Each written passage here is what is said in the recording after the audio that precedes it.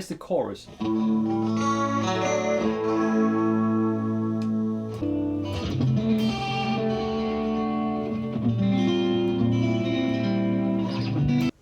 Hi, it's Mika. Welcome to my studio.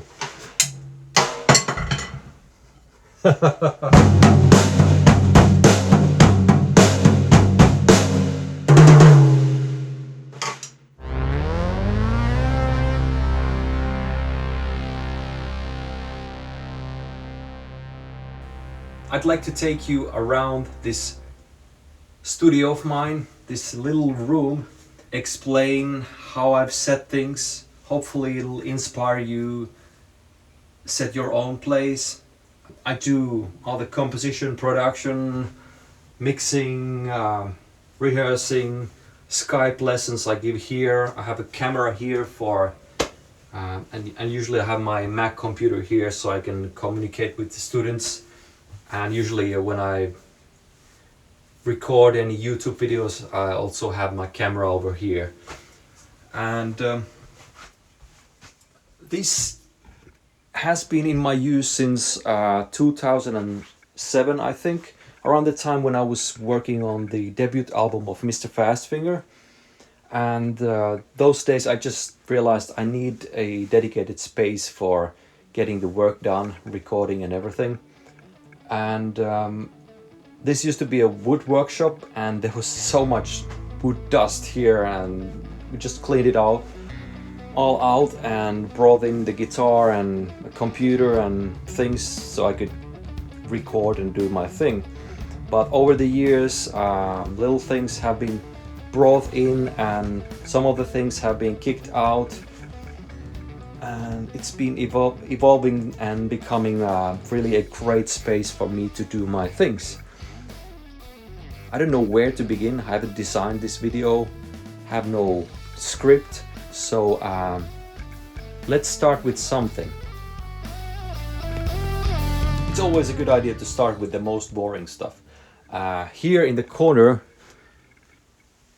I got a mini Mac, and it's running Cubase there, and on the table I got Dune Audio speakers.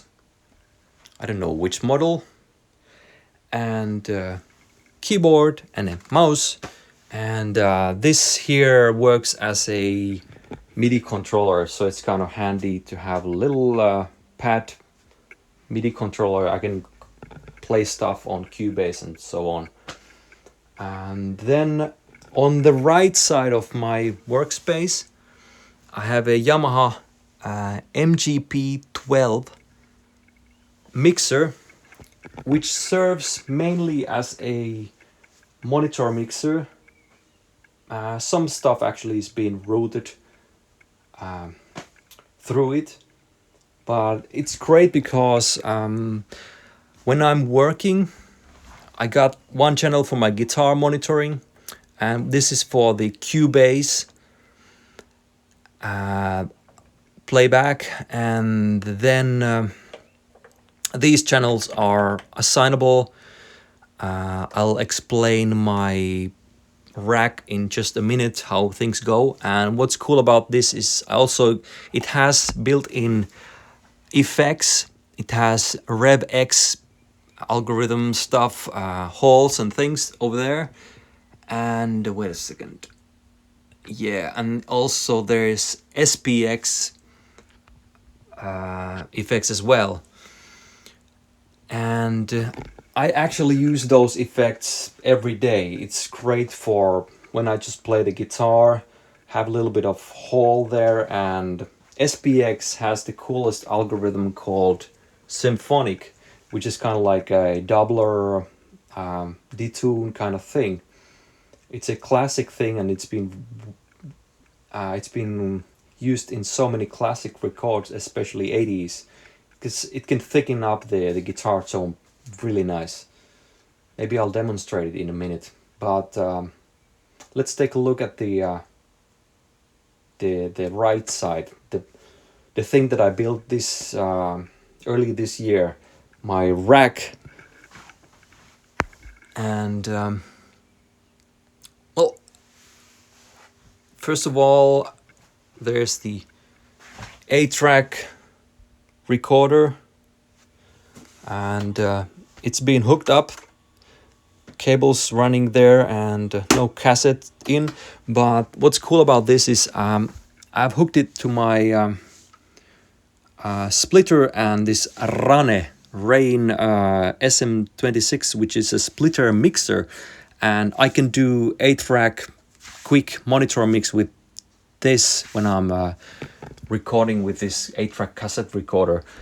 And on the other hand, I can just take a patch cable and connect it to this Behringer, what do you call them, A.dot interface, so I can record all the separate tape tracks to Cubase and run it on my computer and mix it there, or take it forward and add some more tracks with the Cubase. And we should maybe go to the actual guitar flow, how the tracks are, how the whole signal goes with my main thing, the guitar, which probably is the most interesting thing to you, right? So there's the guitar, and the cable runs, actually currently it runs to this mini pedal board with 3 pedals. It has Cinnamon Drive by Aklam, Sensei by Loco Instruments, and Dirty Little Thing by Cass Leader Effects. If you've been following me, you've seen a recent demo of Cass Leader Dirty Little Thing and the Sensei pedal. Wonderful, wonderful pedals, and so is the Cinnamon Drive. This was the overdrive that I did a demo a couple of years ago, and the song Cinnamon Valley is now on the new Mountain Tone 2 album that just came out, officially out 1 week ago or 2 weeks ago.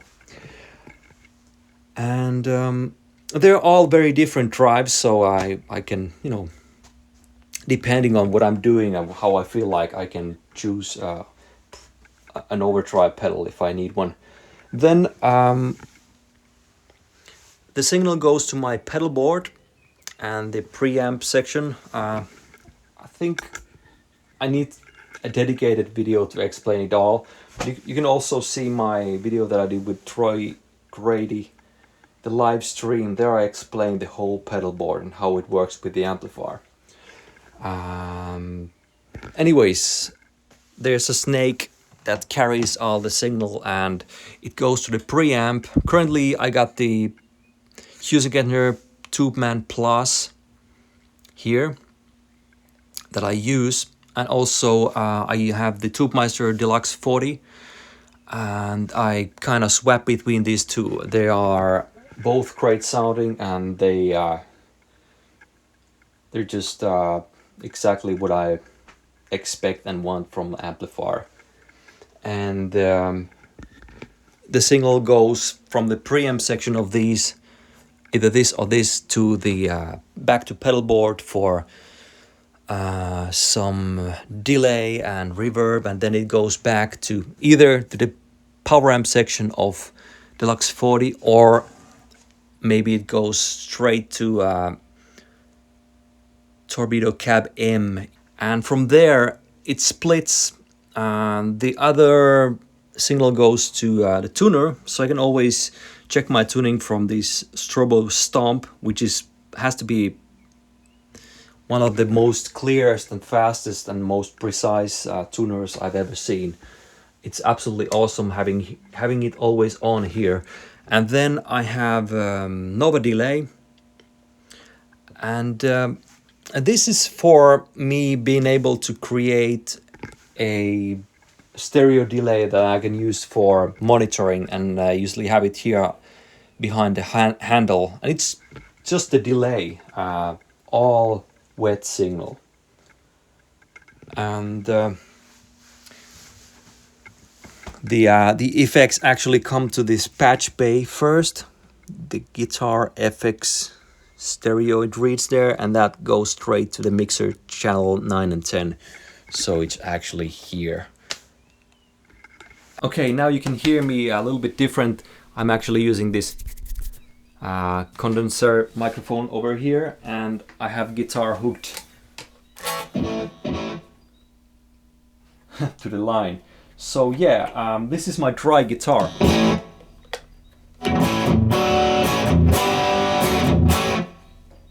Let's center. And so here I have the delay.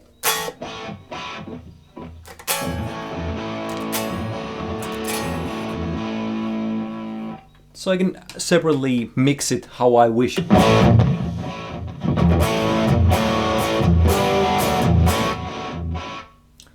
And there's a tap tempo. And the same ways I have the whole reverb. So I can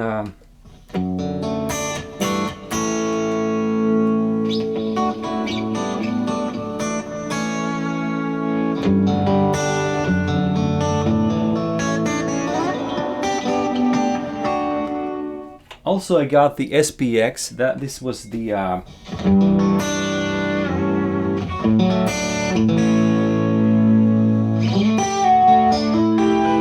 it sounds a little bit weird if you have it too loud, but mix it right a little bit into the signal, into the mix.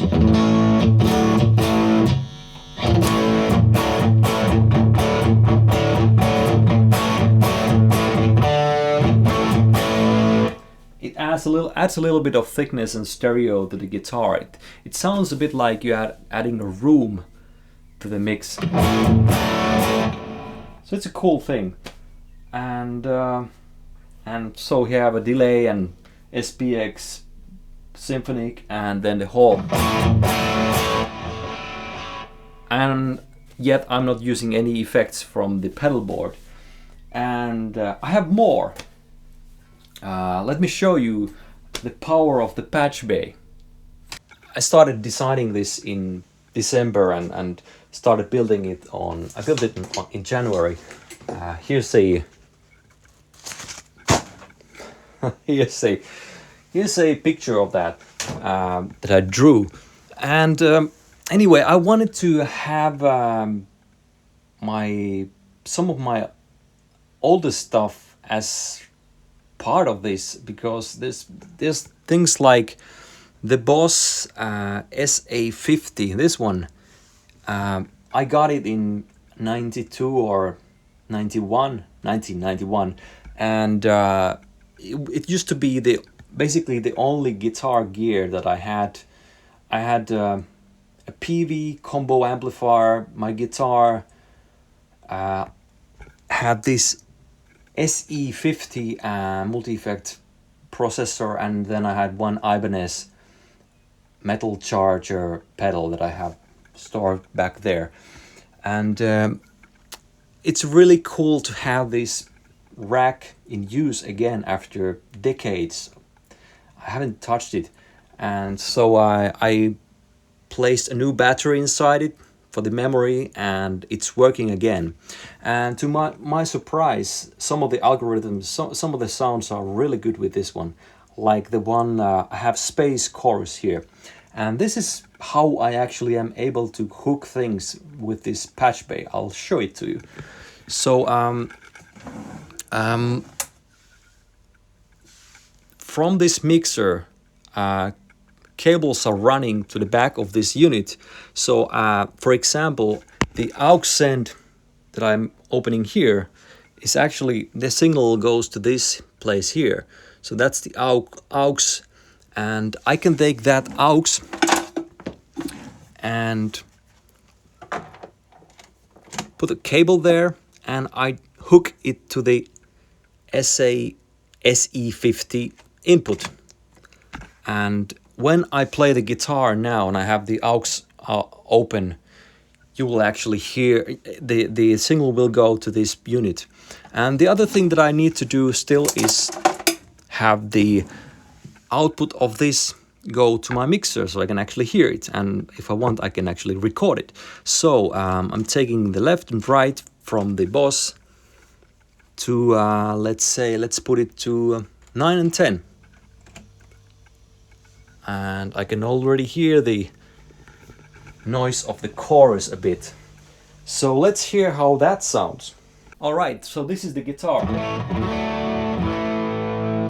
I can see it going too loud.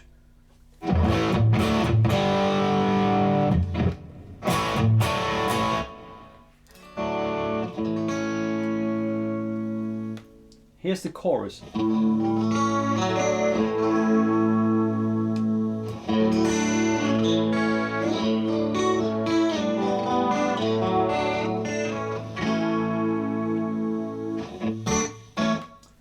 And I can have some of that SPX. Well, it doesn't. It's kind of similar effect chorus, but let's have the whole.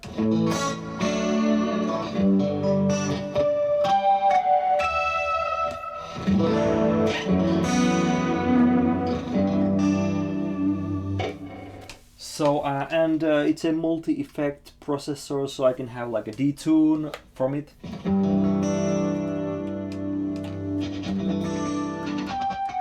It's actually a pitch shifter with a multi-tap pitch shifter kind of thing where you can detune each delay. So I think it's 4 delays, and each of them can be detuned differently.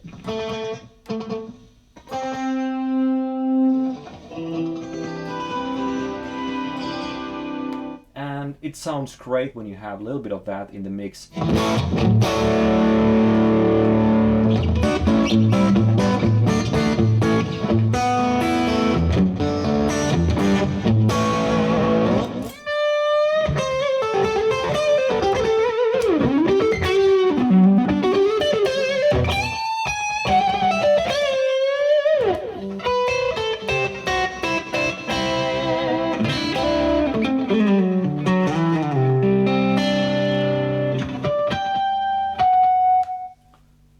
Super inspiring detune effect.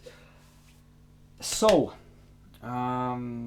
this is how I can hook things up, but then I'm going to show the most exciting thing that I've set up here. Okay, are you ready for the most exciting thing, the high-tech of the modern space age? I have a real-time cassette processor over here. This thing here is my Denon cassette deck, and it's a magical thing because it's a 3-head deck. It has a special button so you can monitor the tape sound in real time. You don't need to first record the tape and then play back, rewind and play it back. You can do it in the moment. Real time, well, almost real time, because when you record on the tape first goes to the recording head, and then it moves along and goes to the play head. And when this recorded sound goes to the play head, that's the moment when you hear the sound coming out. So that's the monitoring point. And so there's a little bit of delay, and that's how the tape delay actually works. You record and then it's being played back right after. And with my Cubase, I actually set up an output track, so I could actually, when I was mixing the Mountain Tone album, I could recycle sounds with this tape. I could simply just compensate the delay that happens here by adding some minus milliseconds to the output track where I would put a synth or a guitar or whatever. So I could listen to the tracks being recycled through these cassettes real time.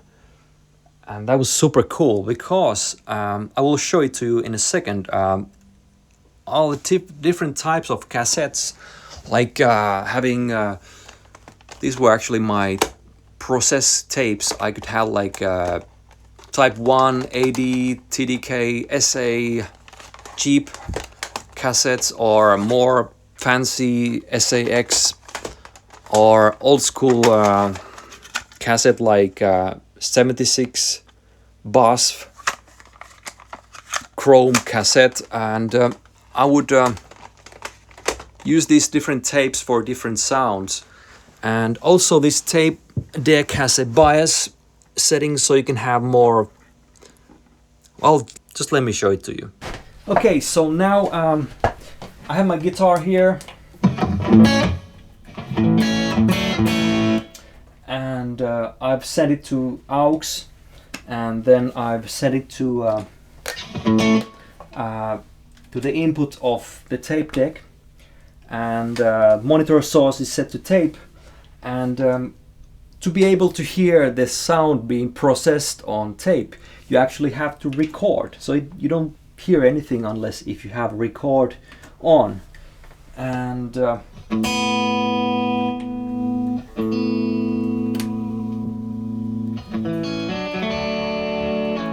you can see that there's a little bit of delay, latency.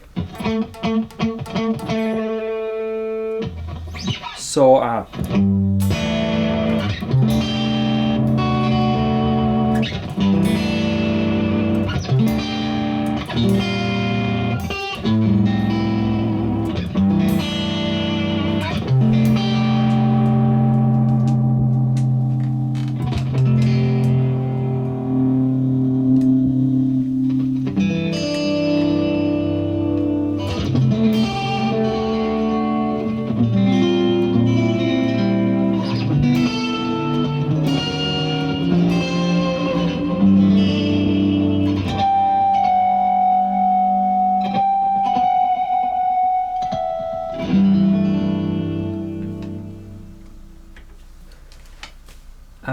you can hear that nice warble and thing happen. It's definitely because I'm using a tape loop that I created, and it's not running absolutely perfect. You don't get that kind of effect really if you use a perfect cassette, but here it kind of warbles in a nice way. And here I can, if I use the bias, I can have way much more warmer.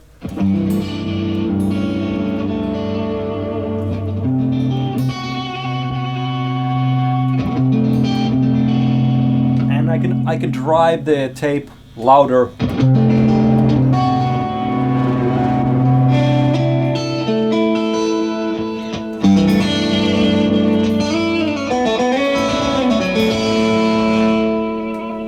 And I can use Dolby for less noise.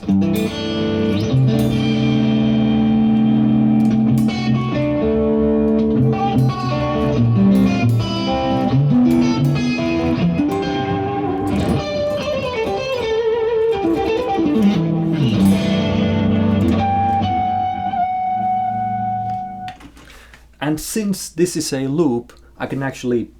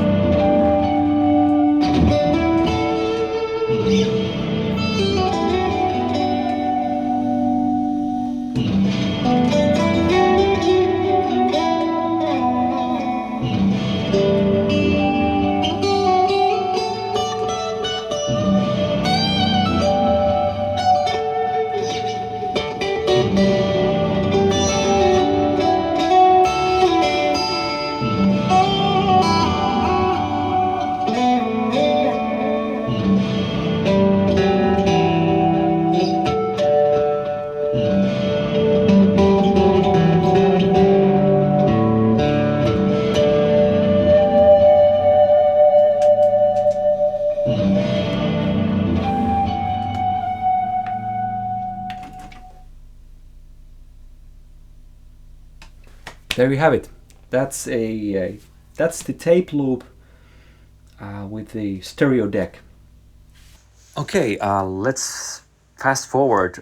There is a This thing here is a Impact Twin. It's actually the sound card, the audio interface that I use with the computer, and it has the ADAT in and out. So I've expanded it with this Behringer, and this preamp by Golden Age Project is my main preamp, and I use it with the guitar. And if we record bass or anything here, I definitely use that. It's a very good preamp especially for the price. Kind of like classic Neve type of sound it's emulating. And also I have a EQ. These days I don't use that much EQ with my guitar anymore, as I could really do it with a Torpedo C.A.B M. You can customize EQ there and tweak all the tones so well that I don't think there's much anything done with the insert. It's not even on, except it has the power on, but it's not even included in my sound these days. Then down here, this is actually the last thing in the single chain of the whole system. It's right before the speakers, the Dyn Audio speakers. It's there to tweak and fix some of the acoustic things of this room, so the sound is as neutral as as close to a neutral acoustic that I can have here. It's good for mixing the sound, so I can really trust the sound that I get from the speakers. I can really rely on the mixes that it will sound great to you when I do my job well, or if I go to mastering with the mixes of the album. I can be pretty sure that the mastering engineer Henkka will be happy about the mixes, and he doesn't need to do like amazing job of rescuing my weird sounds. And a couple of things here in the rack.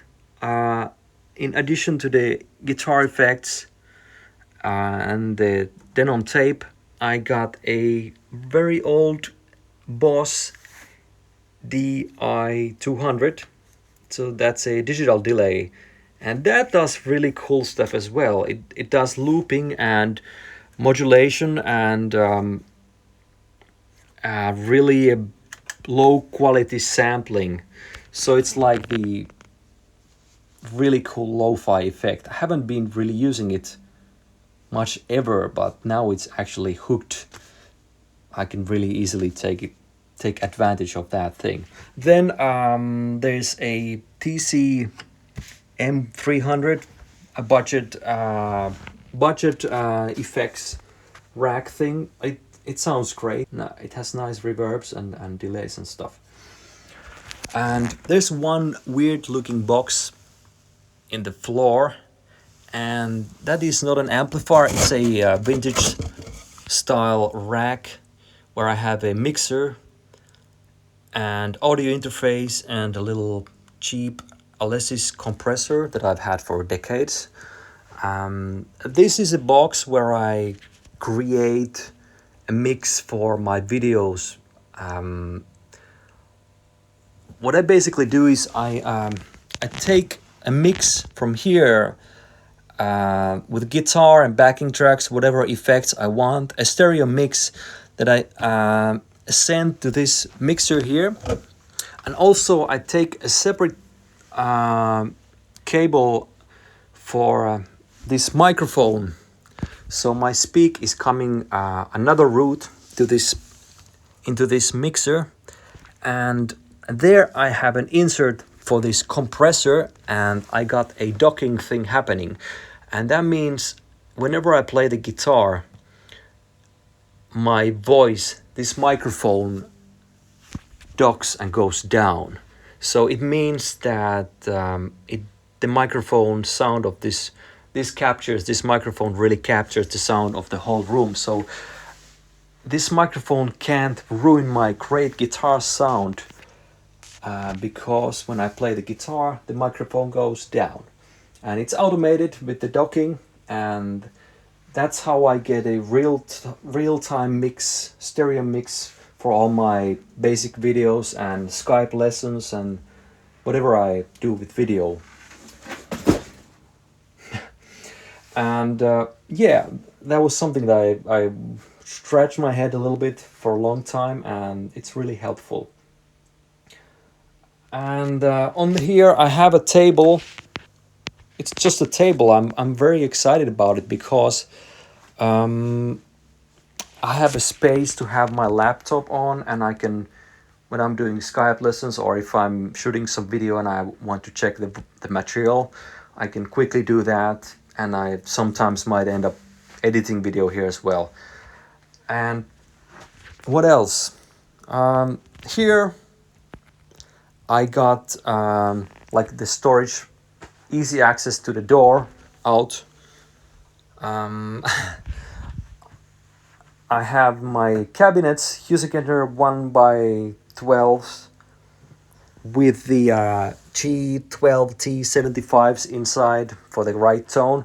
And then I have bags for my guitars, and this one just dropped the bags for pedalboard and amplifier head. And here's amps that I don't really use much. JCM 900.